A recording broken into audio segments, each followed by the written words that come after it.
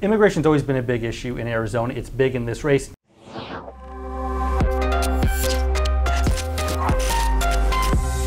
The national political conversation has seemingly been taken over by immigration. Immigration is a very, very big and very dangerous, a really dangerous topic. And in the race for retiring Senator Jeff Flake's seat, Republican Martha McSally, I'm tired of PC politicians and their BS excuses, is taking on Democrat Kyrsten Sinema. We can change a broken Washington and make it work again.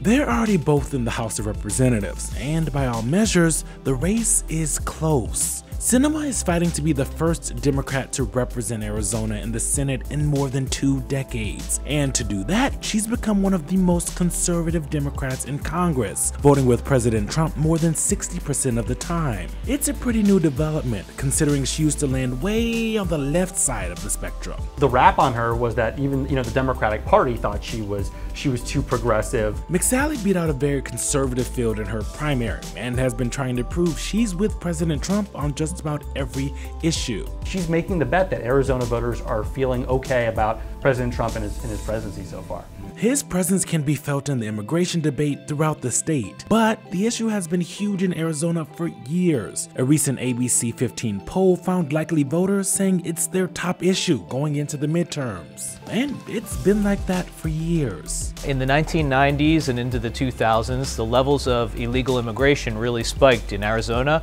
and in other places along the border. And I think it changed people's perceptions of it as more of a security issue and needing to regulate the border. And that doesn't go for everyone, but that aspect of it grew over time. And some of those regulations have garnered the state some serious backlash from civil rights groups. We're tracking SB 1070, and so are people across the country. It was basically a draconian, strict kind of immigration laws that the state was instituting. Immigrants would be required to carry documentation to prove that they were in the country legally.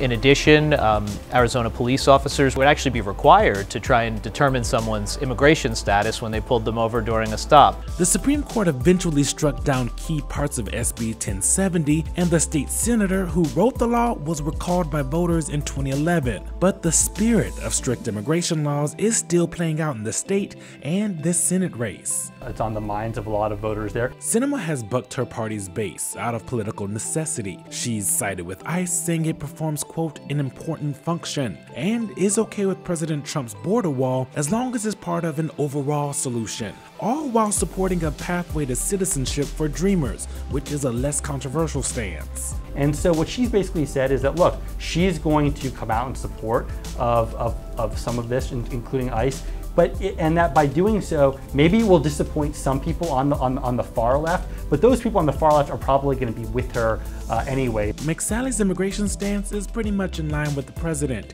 and she's moved further right during her campaign. She even backed out as co-sponsor of legislation that would have created a path to citizenship for Dreamers and wrote a bill with harsher penalties for folks who help guide people into the states illegally. Both candidates are betting that enough voters on all sides want stricter immigration laws, and in a state with immigration history like Arizona, that seems like a safe bet.